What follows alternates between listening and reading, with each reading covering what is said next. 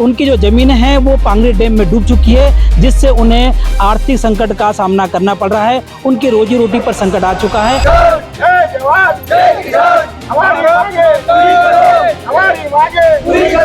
अगर वो गाइडलाइन सरकार देती है और मानती है तो ठीक है, नहीं तो हमारा आंदोलन जो बदस्तूर 3 सालों से चल रहा है वो आंदोलन कंटिन्यू रहेगा। तो सभी किसान चाहते हैं कि नागजरी का गाइडलाइन के हिसाब से मुआवजा राशि तय होना चाहिए और यही आशा है सरकार से कि गाइडलाइन हमको उचित मुआवजा मिलना चाहिए। आज 30 लाख रुपए एकड़ की ज़मीनें हो गई है और हमको मुआवजा अभी तो 15 लाख भी नहीं मिल रहा है। एक बहुत बड़ा चिंता का विषय, अगर इसी तरह की वस्तु स्थिति बनी रही तो मुझे लगता है कि मध्य प्रदेश में स्थिति अराजकता की ओर जा सकती है। नमस्कार, आप देख रहे हैं बतंगड़ न्यूज। मैं हूं राजू सिंह राठौड़। इस वक्त हम मौजूद हैं मध्य प्रदेश के बुरहानपुर जिले के कलेक्टर कार्यालय में।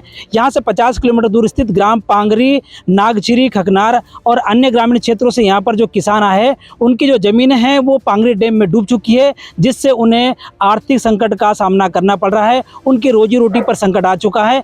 यहाँ पर कलेक्टर कार्यालय में यहाँ पहुंचे, हम जानने की कोशिश करते हैं कि पूरा क्या मामला है और उनकी क्या मांग है। मैं सब, क्या नाम है आपका? निखिलेश वानी। क्या समस्या है आप लोगों की? हमारी ये समस्या है कि हमको उचित से उचित मुआवजा मिलना चाहिए। जो नागझिरी का जो गाइडलाइन है उस हिसाब से पांगरी और बसाली, इनकी भी वही गाइडलाइन के हिसाब से हमको मुआवजा मिलना चाहिए। अगर मुआवजा नहीं मिलता तो अगला कदम क्या रहेगा? अगला कदम यही रहेगा कि हम साफ सरकार से यही अनुरोध करते हैं कि हमको उचित से उचित मुआवजा मिलना चाहिए। नहीं मिला तो बस आंदोलन करेंगे। प्रकार से जो आंदोलन करने की बात सामने आई है, उनका ये भी कहना है कि अगर मुआवजा नहीं मिला तो आंदोलन करेंगे। हम वही जानने की और कोशिश करते हैं कि यहाँ पर जो किसान है, भाई साहब क्या नाम है आपका? जी, नंदू पटेल। नंदू पटेल, बताइए कि क्या समस्या आप लोगों की और यहाँ कलेक्टर कार्यालय क्यों आए? यहाँ पर तीनों गांव के किसान उपस्थित हैं, नागझिरी, बसाली, पांगरी। और जो डैम बन रहा है वो नागझिरी के जस्ट पास में बन रहा है।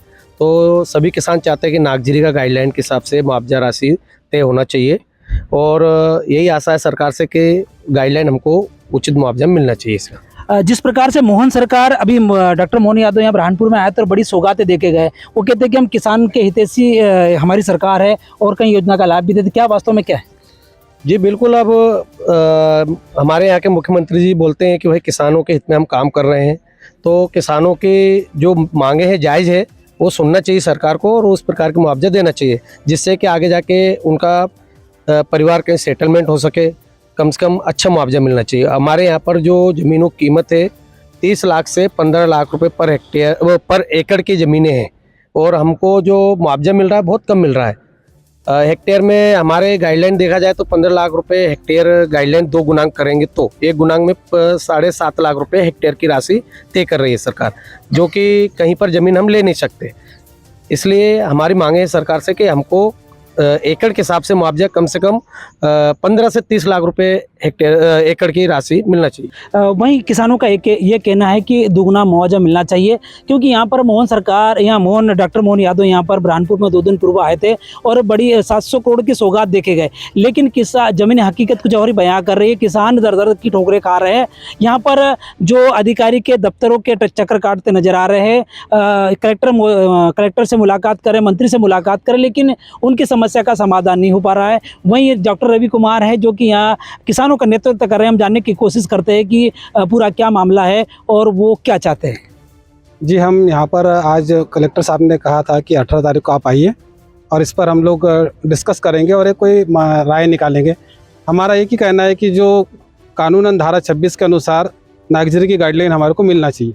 अगर वो गाइडलाइन सरकार देती है और मानती है तो ठीक है, नहीं तो हमारा आंदोलन जो बदस्तूर 3 सालों से चल रहा है वो आंदोलन कंटिन्यू रहेगा। दूसरी बात ऐसी है कि मोहन यादव जी यहाँ आकर के गए, हमारे को बड़ा अफसोस और खेद है कि पांगरी बांध पिछले 3 सालों से तड़प रहा है। लोग मांग कर रहे हैं, गरीब है, किसान है, आदिवासी है, पिछड़े है, फिर भी किसानों की मांग की आवाज़ भोपाल तक कैसे नहीं पहुँच रही। एक बहुत बड़ा चिंता का विषय है। अगर इसी तरह की वस्तु स्थिति बनी रही तो मुझे लगता है कि मध्य प्रदेश में स्थिति अराजकता की ओर जा सकती है। इसलिए हमारा ये निवेदन है डॉक्टर मोहन यादव जी से भी कि वो हमारे पांगरी बांध के विषय का संज्ञान ले और किसानों को उचित मुआवजा मतलब नागझिरी की गाइडलाइन देने की रोकबा करें। अगर मुआवजा नहीं मिलता तो फिर अगला कदम क्या रहेगा? अगला कदम तो निश्चित है कि हम यहाँ से पदयात्रा निकालेंगे भोपाल में और तब तक वहाँ से उठेंगे नहीं भोपाल से मोहन यादव जी के सामने से, जब तक हमारी मांगे न्याय संगत मांगे मान्य नहीं हो जाती। क्या चाहते हो आप? बस हमारा यही है कि सरकार से एक निवेदन है कि हम 3 सालों से अथक प्रयास कर रहे हैं और हम चाहते हैं कि ये जो मुआवजा है, मुआवजा की राशि को बढ़ाई जाए, ताकि ये सब जो गरीब लोग हैं और हमारे यहाँ की ज़मीनों का रेट है बहुत आज 3 गुना हो गया है। आज 30 लाख रुपए एकड़ की ज़मीनें हो गई है और हमको मुआवजा अभी तो 15 लाख भी नहीं मिल रहा है। इस जिस प्रकार से मोहन सरकार जो भाजपा सरकार कहती है कि यहाँ पर किसानों के हित में काम करती है और बोले हम किसान हितैषी है, तो वास्तव में क्या है? जी, ये तो मानने वाली बात है कि उन्होंने काश्तकारों के लिए कुछ करा है, लेकिन अभी हमारा भी यही एक प्रश्न है कि हमारे भी बात सुनी जाए, क्योंकि हमारा भी सरकार से और सारे विभाग से यही कहना है कि हमारी मांगों को ऊपर तक पहुंचाया जाए।